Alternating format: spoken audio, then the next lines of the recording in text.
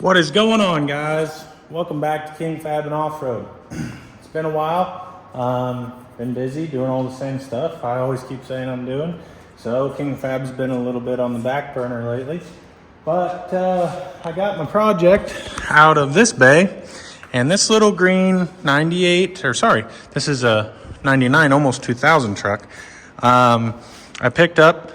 The frame is completely junk, so we are going to be doing a little different section of frame repair. Normally, I like to put plates on them or whatever, but this one is truly gone all the way up underneath the cab. So I found this frame not for as good a deal as I thought, because it turns out it's actually bent up here. I was going to do just a whole frame swap because this one isn't rusty, but it got wrecked up here. So I'm going to be cutting this thing somewhere in the middle and just doing a complete swap, you know, a donor, if you will, just a whole back section. So I kind of forgot to start videoing. I wasn't going to do anything on this because I've been so busy, but I'll do a little touch and go here and there. Nothing real crazy on this. As far as like how it's going, I just got to disconnect everything underneath, fuel tank, you know, brake lines, etc., and then just kind of flip-flop and use the best of the parts that I can. Cool part is I can cut the frame sections out. I can cut the frame sections out and get just roll it out. I can roll this one out and then roll the green truck one out and just swap out. I'm pretty sure the gear ratios are the same. I got to check into that before I do that, obviously, because I don't want to be changing the diff out of this. Really, it's not the funnest job, but we'll see what we end up with. So that's what we're doing today. I'll start taking the rest of this stuff off. I got the bed bolts out. Pretty much on these, you just take your filler neck section out, your wiring to your lights, bed bolts, 3 on this side, 3 on that side. This thing's a rusty dude. And honestly, they came out pretty easy. So I'm about to hook the cherry picker. I always do this, just a hook and a hook, lift it up, get it out of your way, and then we'll start evaluating the frame, where we're gonna make some cuts and how we're gonna do it. I've never done one of these frames like I'm about to do this. So you guys are kind of learning with me on that. I mean, you don't always get a good frame to use, although I was hoping to just use this whole thing. But you don't normally get a whole frame to use, so it'd be neat to see how this goes. So hang with me, guys, if you want to see this happen. We'll make this beautiful little truck. It's got like 220 on it, but I mean, it's just immaculate. I mean, I can't stress enough how nice it is. So I'm excited to make it kind of my new daily driver. I've been driving my Ford, my diesel. It's not bad on fuel, I guess. I don't drive very far, but I'm just putting miles on it slowly. So I'd like to use this one through the winter and have a little four-wheel drive get around rig.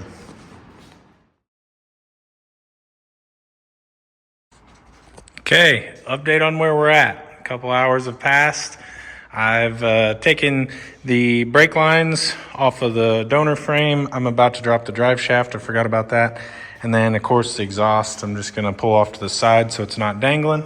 Everything else can stay because I'm going to literally take this and pull it back, and then I'm going to wheel it over and put it over here. I got the bed off,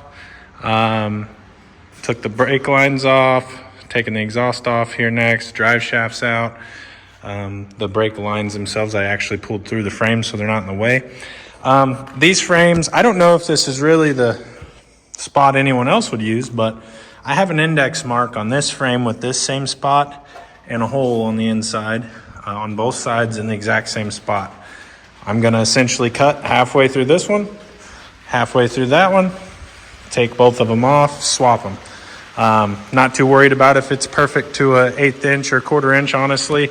I'll measure it up, make it the best I can, and go from there. So next time you're talking to me, I'll be pulling this frame away from the truck. Like roll forwards, kind of? Being that ain't on there, we'll see. So just watch yourself. Ready? Okay.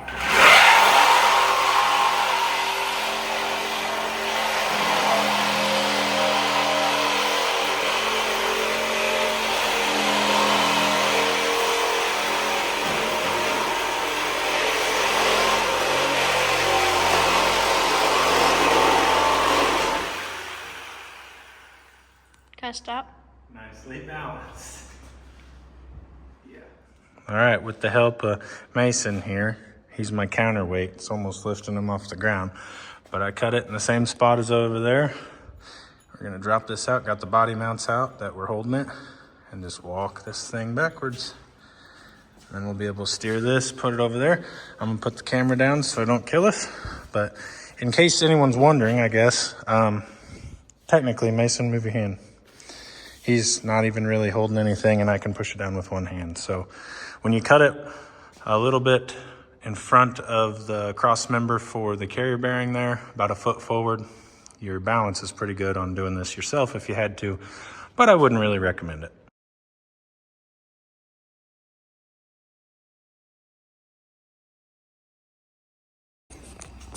All right, guys, little update of what we got. Just some rough butt welds here. I put it back together, both sides, and then I put actually I had these plates made. They're just fine, they're not fancy. The front of this frame is fine for now, but I'm sure there's a couple spots in it that are gonna show, you know, in, I don't know, coming years, not anytime soon. It's still perfectly safe. But I'm not putting a whole lot of work into this because this whole thing's not perfect, and it's just gonna be a daily driver. I might do a frame swap someday when I find a whole frame, but that wasn't today. So that's what I have here. Maybe you can see that there. But I'm just putting those two fish plates on the inside, and then I'm gonna do a larger plate out here. I'm gonna grind this smooth, which is what I did on these two pieces. Something a little bit bigger just to distribute. This one's short, that one's long. There are, excuse me. There are 100 different ways that you can put plates on. You can cut them out, make them fancy. You can put speed holes in it for rosette welds. You can do a lot of things. I've found out over the years, as long as you have an attachment point to go 6+ inches, now that's not gospel either, just what I found. Your welds in the seam are always fine, and then that distributes it beyond. If your frame is good in front of and behind your repair, that's what's actually holding on. So yeah, that's just what I got. I'm gonna finish that up. I've got the brake lines ran back through. I'm gonna take a chance on this old tank. I'm sure it's fine. See what's in there. Brake lines are bleeding right now, just gravity bleeding. I need to put the drive shaft, hook up my fuel, and then set the bed back on. So truly, I could hook the drive shaft up and do those things I just said and drive this thing. I would drive it wherever, but those outside fish plates / frame reinforcements, we'll call them, I am gonna do obviously before I pull it out. But I'm kind of doing this in a hurry. I've probably got, realistically, like, I'm gonna say somewhere in the neighborhood of 5 or 6 hours in this. Now I am hustling when I have the time. I got some customers kind of waiting on me and stuff, so I'm trying to do this just so I can have it done before winter. I have a little get around rig. So that's where we're at on that, guys. I'll update you here in just a second. All right, short and sweet, guys. Got the frame undercoated, or well painted. I'm gonna undercoat the whole thing later, so I just did that. Got the bed set on. I meant to set up my phone and just show how I do this, but the extended cabs are longer than obviously 4-door, the beds, but I just crisscross, lift in the middle, and set it down. There's a little bit of scratchy, bumpy here that I accidentally did, and that was my fault, but you can certainly do it yourself. Yeah, it's on there and back to square, no pun intended.